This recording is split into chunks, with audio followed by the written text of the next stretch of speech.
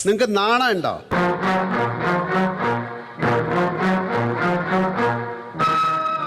എന്തൊക്കെ കാണിക്കുന്ന ഇതൊരു ഷോ അല്ലേ? ആറ്റിങ്ങൽ രാമകൃഷ്ണന് തെറ്റില്ല മോനെ. ശനി വരുന്നത് ഈ വഴിക്ക് തന്നെ. ശനി കൊണ്ടേ പോവും. ആര് കൊള്ളും?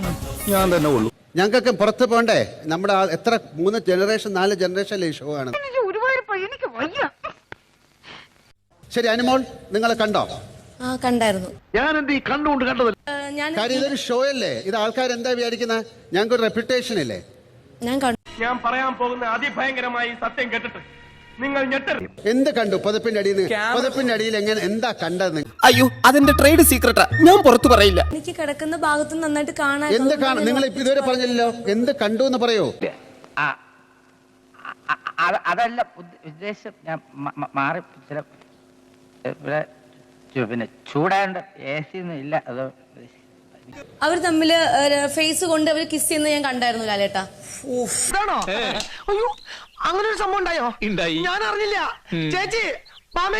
ഞങ്ങൾ ആരും കാണാത്തൊരു കാര്യം അനുമോൾ എങ്ങനെയാണ് കാണുന്നത്? അത് എനിക്കറിയില്ലെന്ന് അങ്ങനെ പറഞ്ഞാൽ അതാണ് ആൻസർ. അതെങ്ങനെ അറിയില്ലെന്ന് പറയുന്നത്?